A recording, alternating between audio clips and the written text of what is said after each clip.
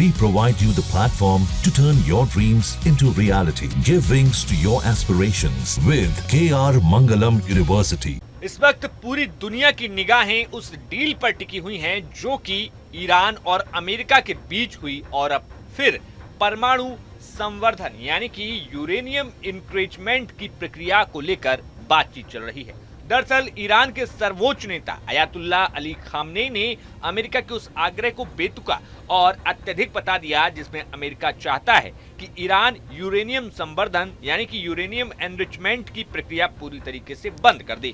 Khamenei ने स्पष्ट कहा कि उन्हें नहीं लगता कि अमेरिका के साथ चल रही परमाणु वार्ता किसी ठोस परिणाम पर पहुंचेगी। मीडिया में दिए गए अपने बयान में उन्होंने कहा है कि अमेरिका की मांगे तर्कहीन है। मैं नहीं समझता कि इन परमाणु वार्ताओं से कुछ हासिल होगा।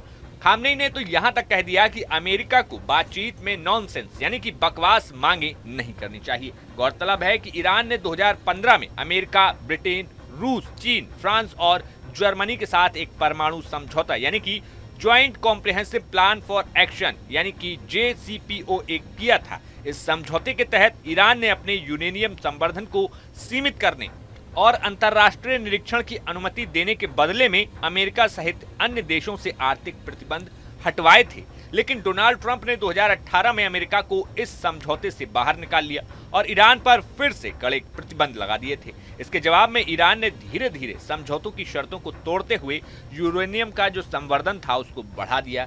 अब जब ईरान और अमेरिका के बीच एक नए समझौते की कोशिश हो रही है तो दोनों पक्षों की सोच और मांगे एक दूसरे से अब टकराने लगी है। ईरान के उप विदेश मंत्री अब्बास अराक्ची ने कहा कि अमेरिका की ओर से की जा रही मांगे किसी भी तर्क के दायरे में नहीं आती और इसी कारण 5वें दौर की वार्ता की तारीख अभी तय नहीं की गई है। हालांकि खबरें ये भी हैं कि ये दौरा रोम में इस सप्ताह के अंत में हो सकता है, लेकिन ईरान ने फिलहाल इसकी पुष्टि नहीं की है। हाल ही में 16 मई 2025 को अमेरिकी राष्ट्रपति डोनाल्ड ट्रंप ने ईरान को चेतावनी दी थी कि उसे अमेरिका के परमाणु प्रस्ताव पर जल्दी से कदम उठाने होंगे वरना कुछ बुरा हो सकता है। ये बयान ट्रंप ने संयुक्त अरब अमीरात यानी कि UAE से लौटते समय एयरफोर्स 1 में पत्रकारों से बातचीत के दौरान दिया था। हालांकि ईरान का दावा था कि उसे अमेरिका से कोई औपचारिक प्रस्ताव नहीं मिला है।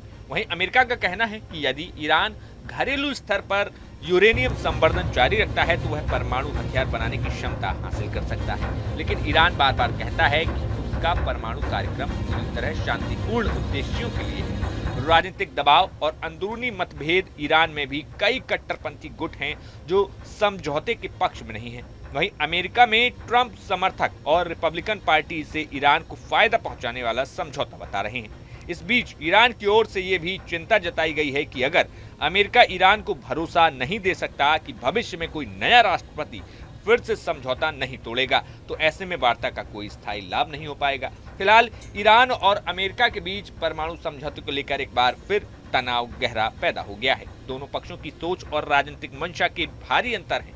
ईरान जहां अपनी संप्रभुता और अधिकारों की बात कर रहा है तो वहीं अमेरिका वैश्विक सुरक्षा को लेकर चिंतित है। आने वाले दिनों में यदि कोई समझौता नहीं हुआ तो पश्चिम एशिया में तनाव और बढ़ सकता है। बता दें कि 2015 में ईरान और विश्व शक्तियों के बीच हुआ परमाणु समझौता 2018 में अमेरिका के तत्कालीन राष्ट्रपति डोनाल्ड ट्रंप द्वारा समाप्त कर दिया गया था।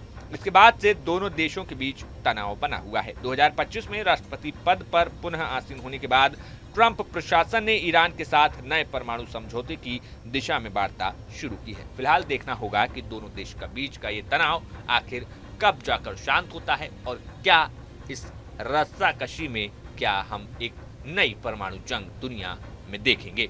Bureau report, news nation. News nation अब व्हाट्सएप पर खबरों के ताजा अपडेट के लिए न्यूज नेशन के इस QR कोड को स्कैन करें।